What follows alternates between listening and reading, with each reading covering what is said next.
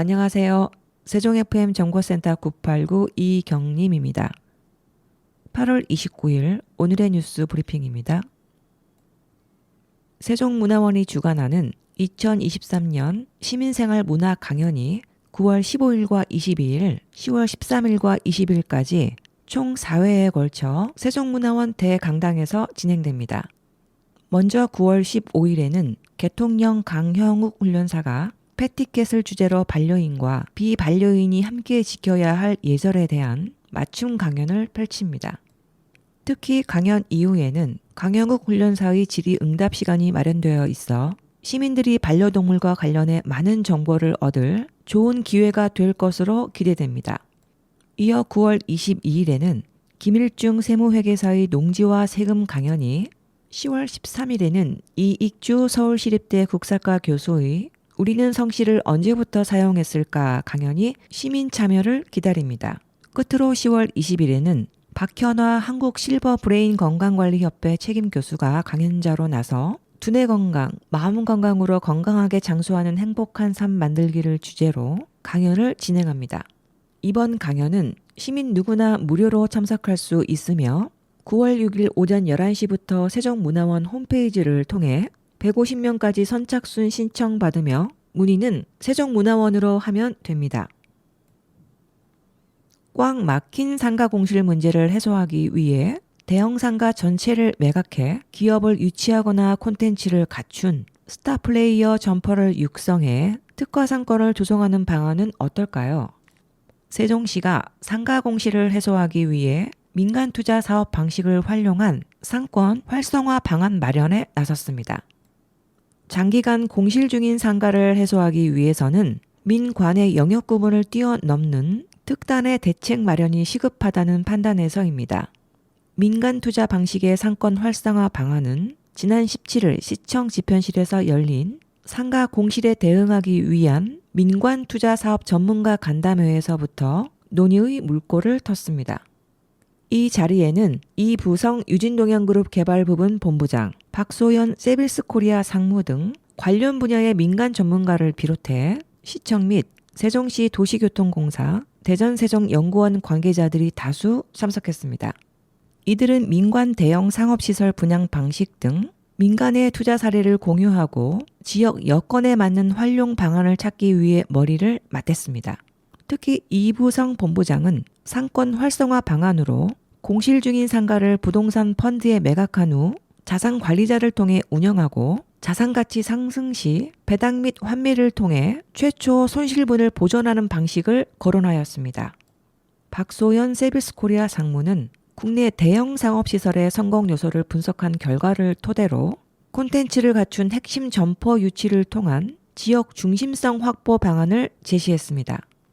이외에도 박소연 상무는 상업 환경 특화 및 시각적 장치 설정, 로컬 커뮤니티 활동을 통한 상업시설 배후 수요 확보 등이 상가 공실 해소에 좋은 대안이 될 수 있다고 발표했습니다. 시는 이날 제안된 민간 투자 방식의 장단점과 현실에서 발생할 수 있는 부작용 등을 심도 있게 검토해 나갈 계획입니다. 이와 동시에 매 분기 지역 상인이 참여하는 상권협의체 간담회, 상권성장 대책추진단 회의를 지속적으로 개최하는 등 상가 공실 특별 시책을 추진할 방침입니다. 세종시가 대통령 직속 국민통합위원회 주관의 청년참여 우수지역 공모에서 청년의 시정참여를 촉진한 공로로 최우수상에 선정됐습니다. 이번 공모는 미래 세대인 정치, 경제, 사회 분야에서 청년의 참여 여건을 마련하고 청년의 지역사회 참여에 대한 자치단체의 관심을 높이기 위해 올해 처음 추진됐습니다. 국민통합위원회가 세종시를 포함한 전국 기초자치단체를 대상으로 평가를 진행한 결과 세종시 등 5개 자치단체가 청년참여 우수지역에 선정됐습니다. 평가 순위는 평가위원회의 정량평가와 외부 전문가 정성평가 및 국민통합위원회 청년포럼, 청년마당선호도 조사를 거쳐 종합평가 고득점 순위로 선정했습니다. 세종시는 청년 친화 제도 기반, 청년의 대표성 및 참여도 등 정량평가 전 항목에서 높은 점수를 받아 타 기관으로의 우수 사례 확산 가능성을 인정받았습니다. 또한 정치, 경제, 사회 분야에서 청년의 정책 제안 등 시정 참여를 촉진하기 위해 운영한 청년 자율 편성 예산제가 우수 사례로 평가받았습니다. 청년 자율 편성 예산제는 청년 협의체, 공모사업 등을 통해 청년 정책 제안 창구를 마련하고 부서 및 전문가 검토를 거쳐 청년 제안 예산 사업을 발굴하여 추진하는 제도입니다. 시는 올해 상반기 국조실에서 주관한 2023년 청년 정책 종합평가에서 청년 문화거리 조성을 통해 지역 청년의 창조 역량을 높이고 조치원 활성화 기반을 마련한 점을 인정받아 우수 지자체로 선정된 바 있습니다. 이와 함께 청년들이 지역에서 새로운 삶의 기회를 찾을 수 있도록 지원하는 2023년 행정안전부 주관의 청년 마을 만들기 공모 사업에도 선정되는 등 청년 정책 시행에 따른 가시적 성과를 보이고 있습니다. 세종시가 전 세계 60개국 200개 이상 도시와 스마트 시티 분야 기업이 참여하는 2023 월드 스마트 시티 엑스포 어워즈에서 국내 도시 부분 수상기관으로 선정됐습니다.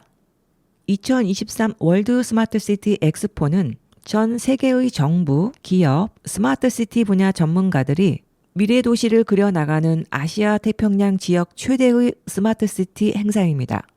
올해 행사는 국토교통부와 과기정보통신부 주최 한국토지주택공사, 한국수자원공사, 킨텍스 주관으로 오는 9월 6일부터 8일까지 일산 킨텍스에서 열립니다. 이번 2023 월드 스마트 시티 엑스포 어워즈에서는 국내외 지자체와 기업을 대상으로 공모하여 해외 도시, 국내 도시, 모빌리티, 에너지 환경, 안전 솔루션 등 5개 부분에서 총 28개의 우수 사례를 선정 포상합니다. 이 가운데 세종시는 도시 문제를 해결하기 위해 재난안전, 교통, 스마트 행정 분야에서 다양한 혁신 기술을 활용한 성과를 인정받아 국내 지자체 대상인 도시 분야에 선정되는 쾌거를 이뤘습니다. 특히 시는 재난안전 분야에서 AI 기반 CCTV 관제, 빅데이터를 활용한 화재 발생 위험 요인 대응 취약 지역 예측 분석을 추진한 점에서도 우수성을 인정받았습니다. 교통 분야에서는 국가시범도시 스마트 모빌리티 종합 실증 사업, 세종형 자율주행 산업 육성 등을 추진하는 등 지속 가능한 도시를 만들기 위해 혁신적인 아이디어를 실현한 점에서 높은 점수를 얻었습니다.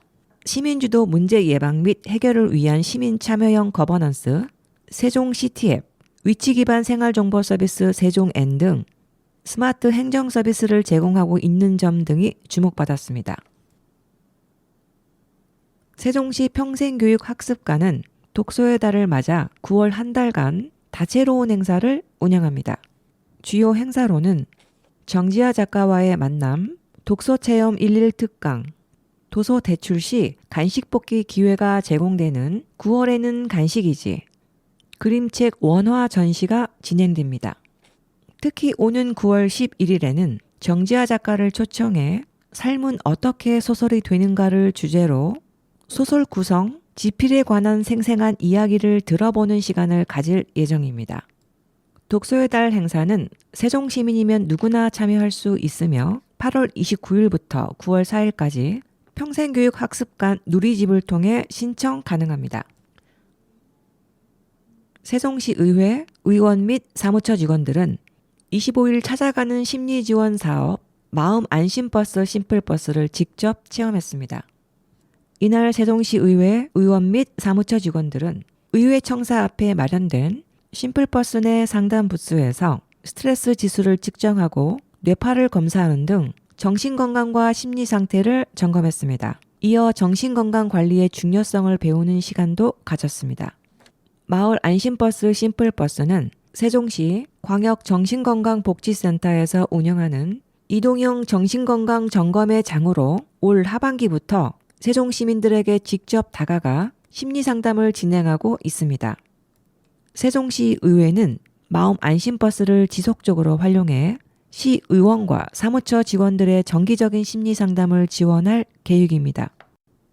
이상으로 세종 FM 정보센터 989 오늘의 뉴스 브리핑을 마치겠습니다. 고맙습니다.